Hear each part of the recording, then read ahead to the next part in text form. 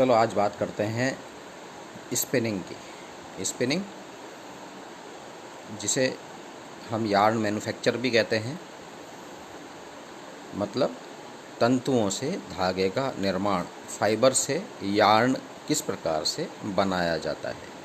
आज हम इस विषय के ऊपर बातचीत करते हैं। दोस्तों, चाहे कपास के रेशे से धागा बनाने का प्रोसेस हो, चाहे पॉलिस्टर के रेशे से धागा बनाने का प्रोसेस हो, चाहे नायलॉन से हो, चाहे विस्कॉस से हो, ये प्रक्रियाएं लगभग सभी एक जैसी ही हैं। तो हम इस प्रक्रिया को समझते हैं कि किस प्रकार से तंतुओं से धागे का निर्माण किया जाता है। एक बार हम प्रोसेस देख लेते हैं कि कताई, स्पिनिंग को हिंदी में हम कताई भी कहते हैं। तो इस कताई का प्रोसेस क्या रहता है, प्रक्रिया क्या रहती है, कौन कौन सी मशीनें इसमें कार्य करती हैं और किस प्रकार से कार्य करती हैं, उन मशीनों का क्या ऑब्जेक्ट होता है, क्या फंक्शन होता है, क्या कार्य प्रणाली होती है। ठीक है, अब देखिए इसमें कॉटन बेल, मतलब खेतों से जब हम कपास की बेल प्राप्त करते हैं, जो गठड़ी प्राप्त करते हैं, गट्ठर जो कपास का प्राप्त करते हैं, उसे लाया जाता है किस में, कताई की मिल में, उस फैक्ट्री में जहाँ पे तंतुओं से धागे का निर्माण होता है। अब ये जो बेल्स हैं ये ब्लोरूम मशीन में डाली जाती हैं। ब्लोरूम मशीन हमको लैप देती है। आगे हम समझेंगे कि ये ब्लोरूम मशीन क्या है और लैप किसे कहते हैं। दूसरी प्रक्रिया है, ये जो लैप है ये कार्डिंग मशीन में लगाई जाती है। कार्डिंग मशीन से हमको स्लाइवर मिलता है, जिसे कार्डेड स्लाइवर कहा जाता है।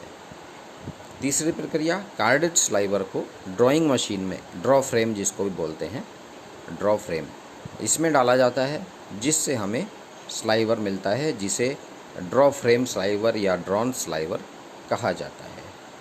इस स्लाइवर को फिर सिंप्लेक्स या स्पीड फ्रेम मशीन में डाला जाता है और इस मशीन से हमें प्राप्त होती है रोविंग। रोविंग क्या है, एक रस्सी के आकार में कपास की या फाइबर की रस्सी के आकार हमको प्राप्त होता है, जिसे रोविंग कहा जाता है। ये रोविंग फिर फाइनल जो मशीन, स्पिनिंग फ्रेम कहते हैं, स्पिनिंग मशीन भी कह देते हैं या रिंग फ्रेम कहते हैं, इस मशीन में इस रोविंग को लगाया जाता है, जहाँ से हमको फाइनल प्रोडक्ट यानी यार्न या धागा प्राप्त होता है।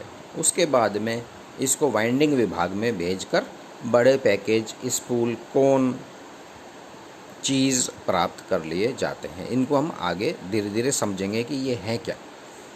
ठीक है, अब देखिए हम सबसे पहले बात कर रहे हैं मिक्सिंग या ब्लेंडिंग की। मिक्सिंग या ब्लेंडिंग, मिक्सिंग और ब्लेंडिंग के ऑब्जेक्ट क्या होते हैं, क्या कार्य होते हैं, देखिए आपको मैं समझाता हूँ। मिक्सिंग क्या होती है, मिक्सिंग का मतलब है विभिन्न प्रकार के रेशे, विभिन्न प्रकार के मतलब कपास के ही विभिन्न प्रकार के रेशे।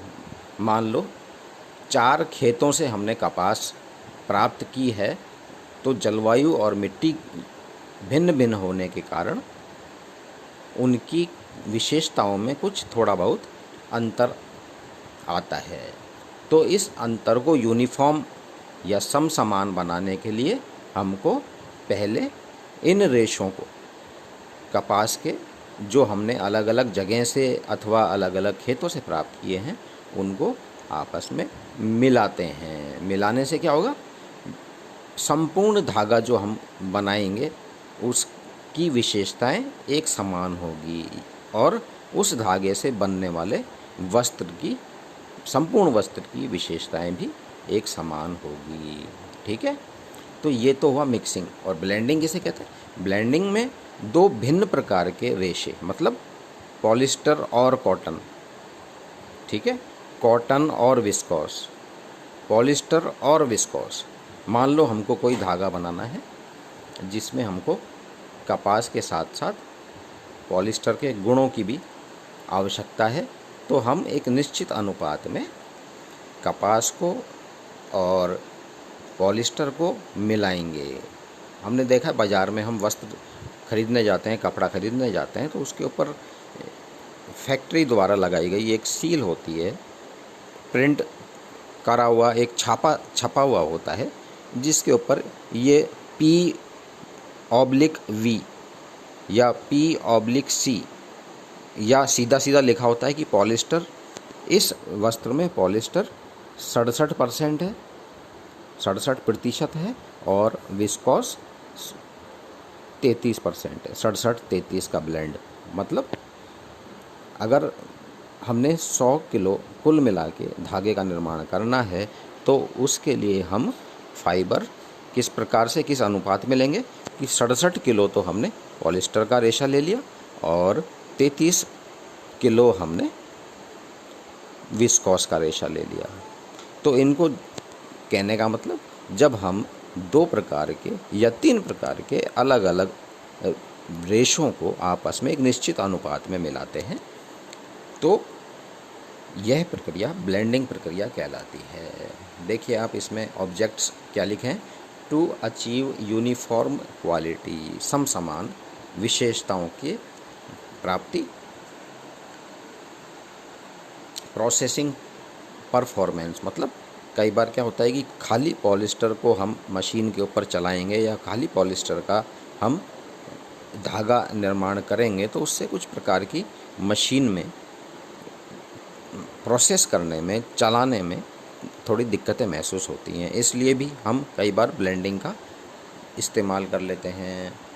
प्रोडक्शन जो कॉस्ट होता है, मान लो पॉलिस्टर महंगा पड़ता है या कपास सस्ती पड़ती है, या कपास महंगी है और पॉलिस्टर सस्ता पड़ रहा है, तो एक निश्चित अनुपात में मिलाने से उसकी जो कॉस्ट होती है, जो उसकी कीमत होती है, मूल्य होता है, वो कम हो सकता है।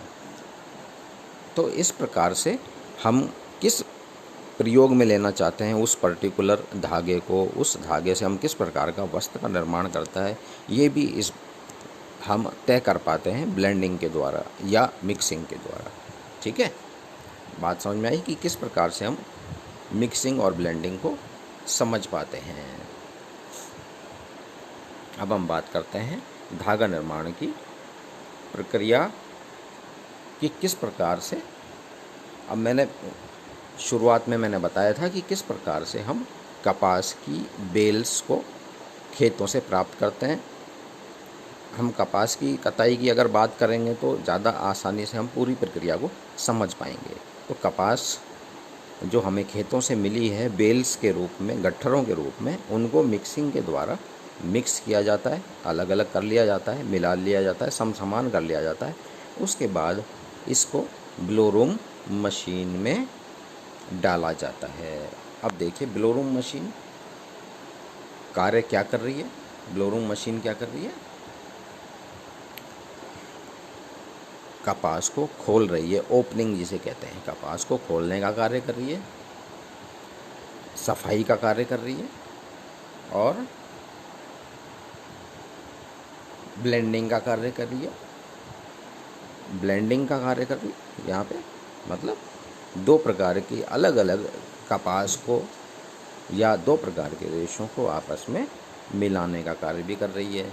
ठीक है, और उससे फाइनल जो प्रोडक्ट मिल रहा है हमको, जो इस मशीन के द्वारा, उसे हम लैप कहते हैं।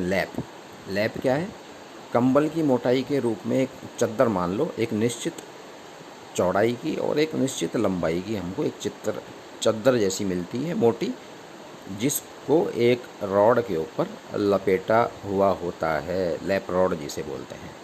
ठीक है, ये लैप अगली मशीन के ऊपर लगाई जाती है। अगली मशीन इस प्रक्रिया की है कार्डिंग मशीन। अब देखिए कार्डिंग मशीन किस प्रकार से कार्य कर रही है। ये कार्डिंग मशीन है। इस कार्डिंग मशीन को इस पूरी प्रक्रिया का हृदय कहा जाता है। ठीक है, ये पूरी प्रक्रिया का हृदय कहा जाता है इस कार्डिंग मशीन को। ये कार्डिंग मशीन में होता क्या है, ये जो लैप हमको प्राप्त हुई थी ब्लोरूम मशीन से, इस लैप को इस मशीन में लगाया जाता है और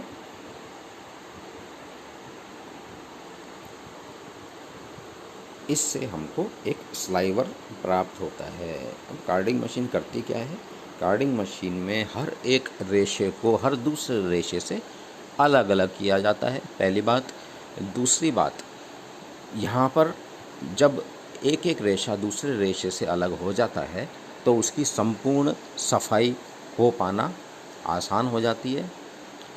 और तीसरा, यहाँ से हमको एक मोटी रस्सी के आकार का स्लाइवर प्राप्त होता है, जिसे ड्रम के अंदर, जिसको हम कैन भी कह देते हैं, कैन के अंदर इसको एक निश्चित प्रकार से समेट लिया जाता है और डाल दिया जाता है। दोस्तों, ये जो मशीन है कार्डिंग मशीन, इसे हृदय क्यों कहते हैं? क्योंकि कपास की या अन्य रेशों की पूर्ण रूप से सफाई इसी मशीन के ऊपर संभव है। और जितनी अच्छी सफाई होगी, जितनी अच्छी ओपनिंग होगी, जितनी अच्छी क्लीनिंग होगी रेशों की, उतना ही अच्छा, उतने ही उच्च गुणवत्ता का हमको रेशा धागा प्राप्त होगा। ठीक है। अब ये जो हमको स्लाइवर मिला है, इस स्लाइवर कैन को अगली मशीन, जिसको हम ड्रॉ फ्रेम कहते हैं, उस मशीन के ऊपर लगाया जाता है। इस चित्र में देखिए आप, चित्र में हमको दिख रहे हैं क्या है? एक साथ, अब यहाँ पे देखिए आप, 6 कैन लगे हुए हैं। 6 कैन, कौन से वाले कैन है ये वो कैन है जो हमको कार्डिंग मशीन से प्राप्त हुए हैं। तो इन 6 कैनों में से 6 कार्डेड स्लाइवर को एक साथ निकाला हुआ है और एक साथ इनको ड्रॉ किया जा रहा है, मतलब खींचा जा रहा है। खींचा कैसे जा रहा है? अब यहाँ देखिए, यहाँ पे आपको 4 ऊपर रोलर लगे दिख रहे हैं और 4 नीचे, मतलब कुल मिला के 4 सेट रोलरों के लगे हुए हैं। ये जो सेट है, ये जो रोलर्स हैं छोटे छोटे, ये रबड़ के कोटिंग वाले रोलर होते हैं और ये सारे रोलर्स मोटर के द्वारा संचालित हैं, चल रहे हैं, गोल घूम रहे हैं। तो जैसे जैसे ये कार्डिंग मशीन से प्राप्त स्लाइवर आगे बढ़ रहा है, वैसे वैसे इन रोलरों की स्पीड भी बढ़ती है। ये जो पेयर हैं, ये जो सेट हैं रोलरों के, इनकी स्पीड बढ़ रही है। जैसे जैसे आगे बढ़ रहा है वैसे वैसे उसकी स्पीड भी बढ़ती जा रही है। तो स्पीड बढ़ने से क्या हो रहा है? ये ड्रॉ हो रहा है, खींचे जा रहे हैं ये स्लाइवर। खींचने से क्या हो रहा है? खींचने से ये रेशे एक दूसरे के समानांतर होते जा रहे हैं और इससे भी हमको पुनः वैसा ही, उतनी ही मोटाई का एक स्लाइवर प्राप्त होएगा, जिसे ड्रॉ फ्रेम की कैन में इकट्ठा किया जाएगा। तो अब यहाँ देखो दोस्तों, ये जो स्लाइवर पहले जो हमको कार्डिंग मशीन से स्लाइवर मिले थे, ये 6 स्लाइवर हैं। इन 6 स्लाइवर को आपस में हमने खींच के एक स्लाइवर में बदल दिया है, कन्वर्ट कर दिया है। और ये स्लाइवर, अब इसमें जो रेशे हैं वो एक दूसरे से बिल्कुल समानांतर हो गए हैं। ठीक है। अब ये रेशे एक दूसरे के समानांतर हो गए हैं। खींचने से एक दूसरे के समानांतर होकर ये एक ड्रॉ फ्रेम की कैन के अंदर रख लिए गए हैं। इस कैन में भी उसी प्रकार से इनको, इस स्लाइवर को समेट लिया जाता है। अब चूँकि ये रेशे एक दूसरे के समानांतर हो गए हैं, तो ये रेशे बाहर अपनी जगह छोड़कर बाहर निकल सकते हैं हवा के झोंके से या हिलने डुलने से। इसलिए इसके लिए हमें क्या करना पड़ता है? इस स्लाइवर में एक हल्का सा ट्विस्ट देना पड़ता है, ऐंठन। एक हल्की सी ऐंठन देने से क्या होता है? ये जो समानांतर रेशे हैं स्लाइवर में, ये एक दूसरे के से सट जाते हैं और चिपक जाते हैं।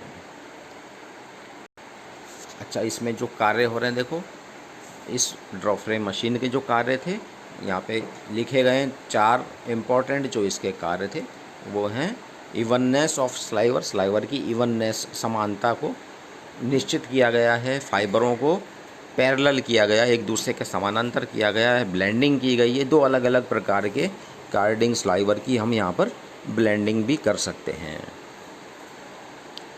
और डस्ट रिमूवल, कुछ बचा हो तो वो जो डस्ट होती हैं, जो कचरा होता है, वो भी यहाँ से इस मशीन पे साफ़ कर दिया जाता है। अब देखिए अगली जो मशीन है जिसके ऊपर इस ड्रॉ फ्रेम के स्लाइवर को लगाया जाएगा, उसे स्पीड फ्रेम कहा जाता है या सिंप्लेक्स कहा जाता है। इसमें देखिए क्या हुआ है, ये जो हमें ड्रॉ फ्रेम से कैन प्राप्त हुई थी जिसमें स्लाइवर हैं, ये स्लाइवर इस मशीन के ऊपर लगाए जाते हैं और यहाँ इस स्लाइवर को वापस ड्रॉ किया जाता है, खींचा जाता है।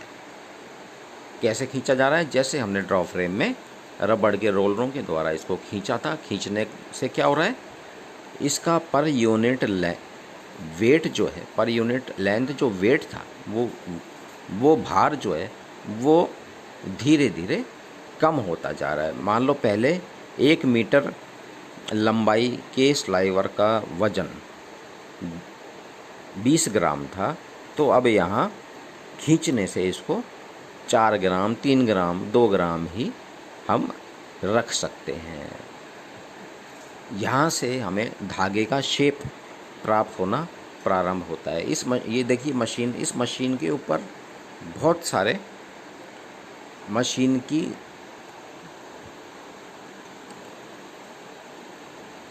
क्या कैपेसिटी है, उस आधार पे हम बहुत सारे इसमें कैन लगा देते हैं। मान लो 120 कैन की स्पिंडल की ये मशीन है, तो इसके मशीन के पीछे की तरफ 120 ड्रॉ फ्रेम से प्राप्त कैन के स्लाइवर को लगाया जाता है और फिर इनसे स्पूल प्राप्त किया जाता है, बॉबिन प्राप्त की जाती है। इस बॉबिन, अब यहाँ पर एक ये जो बॉबिन है, देखिए आप बॉबिन का आकार देखिए किस प्रकार से बॉबिन का आकार एक बना है। यहाँ जो स्पिंडल है उसके ऊपर बॉबिन को, एक खाली बॉबिन को लगाया जाता है। इस बॉबिन के ऊपर एक फ्लायर भी लगा होता है। ये फ्लायर क्या करता है, ट्विस्ट देने का कार्य कर रहा है, ऐंठन देने का कार्य कर रहा है। और इस मशीन से हमको एक रस्सी, सूतली जैसे आकार का रोविंग प्राप्त होता है। ठीक है, ये रोविंग एक स्पिंडल के ऊपर लगी बॉबिन के ऊपर लिपटा जाता है और जिसका भार लगभग हम 4 किलो रखते हैं। अब ये जो हमको बॉबिन यहाँ पर प्राप्त हुई है, रोविंग की बॉबिन, रोविंग फ्रेम से जो रोविंग प्राप्त हुई है, इनको हम अगली मशीन, जो फाइनल मशीन है रिंग फ्रेम, उसके ऊपर लगा दिया जाता है। देखिए आप इस चित्र में देखिए किस प्रकार से ये ऊपर ये जो बॉबिन प्राप्त हुई थी हमको रोविंग फ्रेम से, सिंप्लेक्स से, या जिसको हम स्पीड फ्रेम मशीन भी कहते हैं, इनको हमने ऊपर लगाया है और हर एक ये सुतली के आकार की रोविंग को देखिए इस चित्र में किस प्रकार से प्रोसेस किया जाता है। यहाँ पर भी वापस से ड्राइंग हो रही है, या जिसको ड्राफ्टिंग भी बोल देते हैं। ये वापस से इसको एक निश्चित अनुपात में खींचा जा रहा है। और किस अनुपात में खींचा जाएगा, हमको किस प्रकार का धागा हमको कितना मोटा या बारीक बनाना है, उस हिसाब से इनकी स्पीड, इन रबड़ के रोलरों की स्पीड जो ड्रॉ कर रहे हैं इस स्लाइवर को, इस रोविंग को, उसके आधार पे लगाई जाती है। और इससे हमको छोटी छोटी धागे की बॉबिन प्राप्त होती है। एक बॉबिन के ऊपर लगभग 60 से 70 ग्राम तक धागा लिपटा होता है। ये धागा, इस धागे की जो विशेषता है वो इसी मशीन के ऊपर निर्धारित की जाती है, सेट की जाती है कि हमको धागे की गुणवत्ता क्या रखनी है। इस मशीन से हमको जो ये बॉबिन प्राप्त होती हैं, इन बॉबिनों को फिर अगली प्रक्रियाओं के लिए वाइंडिंग विभाग में भेज दिया जाता है। क्योंकि ये छोटी छोटी बॉबिन होती हैं, इन बॉबिनों में बहुत कम धागा लिपटा होता है, तो इन छोटी छोटी बॉबिनों से फिर बड़े बड़े पैकेज तैयार किए जाते हैं वाइंडिंग विभाग में। और इन पैकेजों को कोन अथवा चीज़ भी कहा जाता है। और ये कोन या चीज़ उसके बाद अगली प्रक्रियाओं हेतु अगली अगले विभागों में, जैसे डाइंग विभाग, रंगाई का जो विभाग होता है उसमें, या वीविंग डिपार्टमेंट जहाँ पे इस धागे से वस्त्र का निर्माण किया जाएगा। तो इस प्रकार से ये स्पिनिंग की प्रक्रिया पूरी कार्य करती है, इसकी मशीनें कार्य करती हैं। तो आज के लिए बस इस टॉपिक में इतना ही। आगे हम बात करेंगे कि किस प्रकार से ये धागे वाइंडिंग विभाग में बड़े पैकेज के आकार में बदले जाते हैं, अर्थात कोन या चीज़ किस प्रकार से या लच्छियाँ किस प्रकार से इनकी तैयार की जाती है।